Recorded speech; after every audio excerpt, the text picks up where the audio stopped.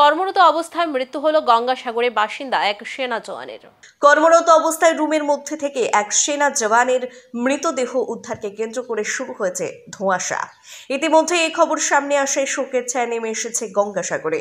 স্থানীয় সূত্রে জানা যায়, মৃত আর্মি সেনা জওয়ানের নাম তপন জানা, বয়স 31, সাগর বিধানসভার অন্তর্গত খাস রামকর যমুনাখালী এলাকার বাসিন্দা।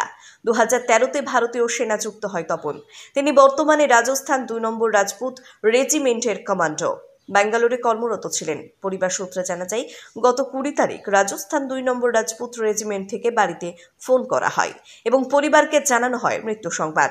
মৃত্যু সংবাদ পাওয়ার পর কান্নায় ভেঙে পড়ে গোটা পরিবার। রবিবার বিকেলে কফিনবন্দি ভারতীয় সেনা জওয়ানের মৃতদেহ আসে বাড়িতে। মৃতদেহ দেখে কান্নায় ভেঙে পড়ে গোটা পরিবার। গুরুপদ মাইতি নামে এক বাসিন্দা, তিনি জানান, বেশ কয়েকদিন আগে তপনের দিদি মারা গিয়েছে। তখন দিদি শেষকৃত্য সম্পন্ন করার জন্য বাড়িতে এসেছিলেন। 12 দিন আগে তপন কর্মস্থলে যোগদান করতে গিয়েছিল। দিদির মৃত্যুর পর তপন মানসিকভাবে ভেঙে পড়েছিল। গত 20 তারিখ যখন ভারতীয় সেনা তরফ থেকে বাড়িতে মৃত্যুর সংবাদ আসে, পরিবারের পাশাপাশি এলাকাবাসী হিসেবেও আমরা শোকাহত হয়ে পড়ি। তপন অত্যন্ত ভালো ছেলে ছিল। তপনের মৃত্যুতে শোকাহত গোটা সাগরদ্বীপবাসী। তপনের মৃত্যু নিয়ে রয়েছে ধোঁয়াশা। তপন কী কারণে মৃত্যু, তা তদন্ত ইতিমধ্যে শুরু করেছে ভারতীয় সেনা। মৃত্যুটা অনভিপ্রেত, প্রাথমিক ধারণা পোস্টমর্টম হয়েছে এবং তার ডিপার্টমেন্ট তদন্ত করছে। তবে প্রাথমিক যে ধারণা আমরা পেয়েছি, যেনারা এসছেন তাদের কাছ থেকে, উনি একটা মানসিক দ্বন্দ্বের মধ্যে ঘুরছিলেন।